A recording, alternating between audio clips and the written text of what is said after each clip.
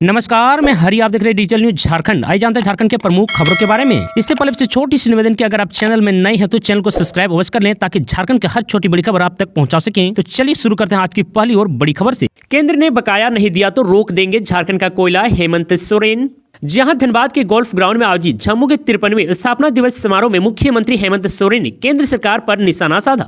उन्होंने कहा कि केंद्र सरकार अगर बकाया रॉयल्टी के रूप में बकाया 1,36,000 करोड़ रुपए झारखंड को नहीं देते हैं तो वह झारखंड का कोयला रोकने की भी ताकत रखते हैं।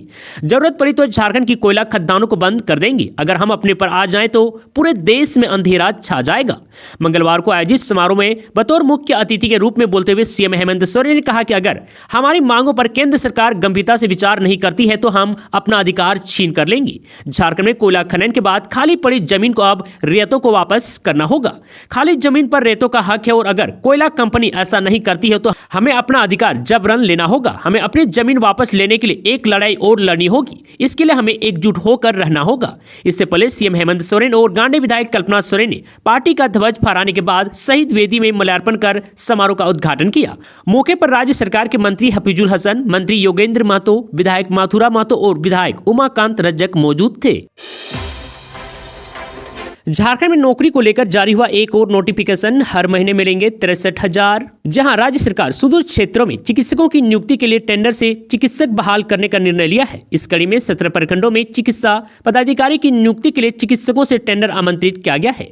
बता दो, इसमें गढ़वा के रंका, नगर उटारी, भवनाथपुर, भंडारा, गिरिडीह के राजधनबार, गोड्डा के महागामा, गुमला के चैनपुर तथा रायडीह, जामताड़ा में नाला, लातेहार में महुआटांड़, पलामू में पांकी, पश्चिमी सिंहभूम में बंदगांव, गोयलकेरा तथा जगन्नाथपुर प्रखंड सम्मिलित है। आपको बता दूं कि भवनाथपुर के 3 प्राथमिक स्वास्थ्य केंद्रों तथा अन्य सभी प्रखंडों में एक प्राथमिक स्वास्थ्य केंद्रों में चिकित्सक पदाधिकारियों की नियुक्ति होगी। आपको बता दूं कि प्रत्येक केंद्रों में एक चिकित्सा पदाधिकारी बहाल होंगे। बहाल चिकित्सा पदाधिकारियों को 63,000 मासिक वेतन के अलावा 9,000 रुपये वार्षिक परफॉर्मेंस भत्ता देय होगा। साथ ही हार्ड टू रीच एरिया भत्ता के रूप में 30,000 रुपये वार्षिक मिलेगा। और वहीं दूसरी ओर अखिल भारतीय आयुर्विज्ञान संस्थान देवघर एम्स ने भी सीनियर रेजिडेंट के 104 पदों पर भर्ती निकाली है। DNB, MS, MD वाले उम्मीदवार 17 फरवरी तक या उससे पहले ऑफलाइन आवेदन कर सकते हैं। मोबाइल फोन के रेडिएशन से कैंसर का खतरा, विश्व कैंसर दिवस पर बोले स्वास्थ्य मंत्री डॉक्टर इरफान अंसारी। जहां झारखंड के स्वास्थ्य मंत्री डॉक्टर इरफान अंसारी ने कहा है कि सभी स्वास्थ्य केंद्रों में कैंसर स्क्रीनिंग के तहत ओरल कैंसर, ब्रेस्ट कैंसर और सर्वाइकल कैंसर की जांच की जाएगी। राज्य का अपना कैंसर हॉस्पिटल हो, इस दिशा में भी प्रयास किए जाएंगे ताकि लोगों को कैंसर के इलाज के लिए राज्य से बाहर ना जाना पड़े। आपको बता दें कि उन्हें आर्थिक नुकसान भी ना हो। वह मंगलवार को विश्व कैंसर दिवस पर मंगलवार को IPH सभागार नामकुम में झारखंड राज्य में विश्व कैंसर दिवस पर सामान्य कैंसर के विरुद्ध स्क्रीनिंग कार्यक्रम के उद्घाटन समारोह को संबोधित कर रहे थे। इस अवसर पर उन्होंने कहा है कि मोबाइल फोन के रेडिएशन से भी कैंसर का खतरा है, इसलिए सोते समय सिर के पास मोबाइल फोन ना रखें। और वहीं इधर स्वास्थ्य, चिकित्सा, शिक्षा एवं परिवार कल्याण विभाग के मंत्री डॉक्टर इरफान अंसारी ने इस अवसर पर कहा है कि जल्द ही मुख्यमंत्री हेमंत सोरेन रिम्स 2 की आधारशिला रखेंगे। राज्य को 300 नए एम्बुलेंस की सौगात भी मिलेगी। गांव में सहिया वाहनों को बाइक एम्बुलेंस भी दिए जाएंगे ताकि मरीजों को समय पर अस्पताल पहुंचाने में सहूलियत हो। और वहीं दूसरी ओर स्वास्थ्य मंत्री डॉक्टर इरफान अंसारी ने कहा है कि मैंने झारखंड में सादा पान मसाला की बिक्री पर प्रतिबंध लगाने का निर्देश दिया है। कोई भी बिक्री करते पकड़ा जाएगा तो उस पर कड़ी कार्रवाई की जाएगी। उन्होंने कहा है कि राज्य के युवाओं को मजबूत बनाना है, उन्हें स्वस्थ रखना है। सभी अफसर कर्मचारियों के लिए जारी हुई नई गाइडलाइन हर हाल में करना होगा पालन। जहां सरकारी पदाधिकारियों और कर्मियों द्वारा इंटरनेट मीडिया पर पोस्ट और शेयर करने को लेकर पहली बार विस्तृत गाइडलाइन जारी की गई है। आपको बता दूं कि कार्मिक विभाग द्वारा जारी गाइडलाइन के अनुसार पदाधिकारियों या कर्मियों द्वारा इंटरनेट मीडिया जैसे व्हाट्सएप, एक्स, इंस्टाग्राम आदि पर कोई भी पोस्ट या शेयर नहीं होना चाहिए जो सरकारी सेवकों के आचार को विनियमित करने के लिए लागू झारखंड सरकारी सेवक आचार नियमावली के प्रावधान के विरुद्ध हो। आपको बता दूं, सरकारी कर्मी इंटरनेट मीडिया पर उस सीमा तक अपने विचारों को व्यक्त कर सकते हैं जिस सीमा तक सरकार द्वारा आपत्तिजनक नहीं माना जाए। आपको बता दूं, यह गाइडलाइन उच्च स्तरीय समिति की अनुशंसा पर तैयार की जा रही है। गाइडलाइन में कार्यालय अवधि में अनावश्यक रूप से व्यक्तिगत अकाउंट का प्रयोग नहीं करने के भी निर्देश दिए गए हैं। साथ ही उक्त गाइडलाइन के उल्लंघन की स्थिति में संबंधित सरकारी सेवक के विरुद्ध विधिवत कार्रवाई करने की भी चेतावनी दी गई है। बैंकों में खोले गए सभी सरकारी खाते अब राज्य सरकार की निगरानी में होंगे। जी हाँ, झारखंड सरकार के सभी सरकारी बैंक के खाते अब सीधे सीधे सरकार की निगरानी में होंगे। सरकार के सभी विभागों कार्यालयों द्वारा जिन जिन बैंकों में खाता खोला गया है उन बैंकों को निर्देश दिया गया है कि वे वित्त विभाग की एकीकृत वित्त प्रबंधन प्रणाली से अपने एप्लीकेशन प्रोग्रामिंग इंटरफेस को इंटीग्रेशन करने का काम करें। इसके लिए विभाग द्वारा 22 बैंकों को पत्राचार भी किया गया है।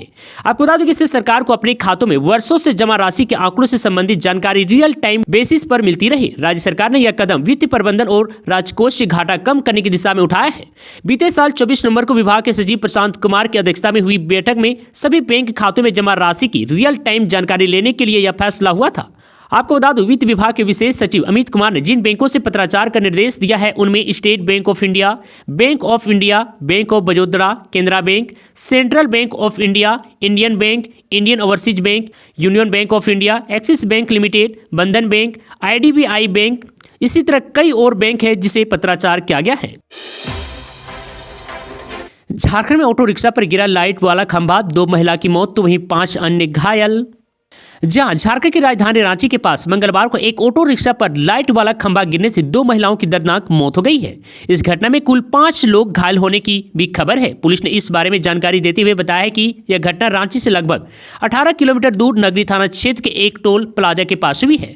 नगरी थाने के प्रभारी अभिषेक राय ने कहा है कि हाई मास्टर लाइटिंग टावर अचानक उखड़कर सड़क पर खड़े ऑटो रिक्शा पर गिर गया, जिसमें लगभग 8 यात्री सवार थे। बता दें कि थाना प्रभारी राय के मुताबिक घटना में 2 महिलाओं की मौके पर ही मौत हो गई, जबकि 5 अन्य घायल हो गए हैं। घटना में घायल लोगों को अस्पताल ले जाया गया, जहां उनका इलाज किया जा रहा है। उन्होंने बताया कि पुलिस हादसे के कारणों की जांच कर रही है। स्थानीय लोगों ने घटना पर आक्रोश जताते हुए आरोप लगा है कि टावर संबंधित अधिकारियों की लापरवाही के कारण गिरा है, क्योंकि यह उचित तरीके से नहीं लगाया गया था। बताया जा रहा है कि स्थानीय लोग और पुलिस की टीम तुरंत ही मौके पर पहुंच गई, वरना हादसे में हताशों की संख्या ज्यादा हो सकती थी। रांची में 2 युवकों की गोली मारकर हत्या, नगरी में मूर्ति विसर्जन के दौरान वारदात को दिया गया अंजाम। जहां राजधानी रांची के नगरी इलाके में गोलीबारी की घटना घटी है। इस गोलीबारी में 2 युवक को गोली लगी है। जानकारी के अनुसार आपसी विवाद में 2 लोगों को गोली मारी गई है। रांची के ग्रामीण SP ने बताया कि गोलीबारी की घटना की जानकारी मिली है, मामले की जांच की जा रही है।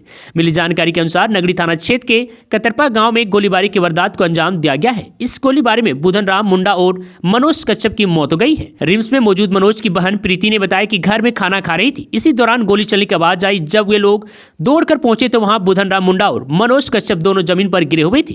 दोनों को जल्दबाजी में अस्पताल ले जाया गया, जहां डॉक्टरों ने दोनों को मृत घोषित कर दिया। 30 वर्षीय मनोज मुंडा और 32 वर्षीय मनोज कश्यप रिश्ते में चाचा और भतीजे थे। झारखंड वासी हो जाए तैयार, यहां लगने जा रहा है महाकुंभ मेला। इन 2 दिनों में उमड़ेगी लाखों की भीड़। जहां झारखंड की राजधानी रांची से 165 किलोमीटर दूर पलामू जिले में राजा मेदनी स्मृति न्यास सह मेला समिति के बैनर तले राजकीय आदिवासी विकास महाकुंभ मेला का आयोजन होता है। इसकी शुरुआत 1990 के आसपास में हुई। धीरे धीरे मेला का विस्तार हुआ और अब ये मेला राजकीय मेले के तर्ज पर मनाया जाता है, जो आदिवासी संस्कृति और परंपरा का अनुपम संगम दिखता है। बता दूं कि आयोजन समिति के अध्यक्ष अर्जुन सिंह ने लोकल 18 को कहा है कि इस वर्ष मेला बेहद खास होने वाला है, जहाँ सरकार द्वारा ज्यादा से ज्यादा आदिवासी तथा गैर आदिवासी लोगों के परिसंपत्तियों का वितरण किया जाएगा। उन्होंने कहा है कि यह ऐसा अवसर होता है जहां लोगों का कई सालों से लंबित पड़ा काम पूरा हो जाता है। इस बार मेले में मुख्यमंत्री हेमंत सोरेन और अन्य मंत्रियों को भी आमंत्रण दिया गया है। बीएड में नामांकन को 15 फरवरी से ऑनलाइन आवेदन। जहां झारखंड संयुक्त प्रवेश प्रतियोगिता परीक्षा पार्षद ने राज्य के सरकारी एवं गैर सरकारी बीएड स्थानों में नामांकन की प्रक्रिया शुरू कर दी है। इसके तहत बीएड, बीपीएड तथा एमएड पाठ्यक्रमों के 2025 से 2027 सत्र में नामांकन के लिए 15 फरवरी से 15 मार्च तक ऑनलाइन आवेदन लिए जाएंगे। नामांकन के लिए प्रवेश परीक्षा 20 अप्रैल को होगी। यह परीक्षा ऑफलाइन मोड में रांची, धनबाद, जमशेदपुर, बोकारो, दुमका, पलामू एवं हजारीबाग जिले के मुख्यालयों में आयोजित की जाएंगी। कुल 100 अंकों की एक पत्र की परीक्षा OMR सीट पर ली जाएंगी, जिसमें वस्तुनिष्ठ प्रश्न पूछे जाएंगे।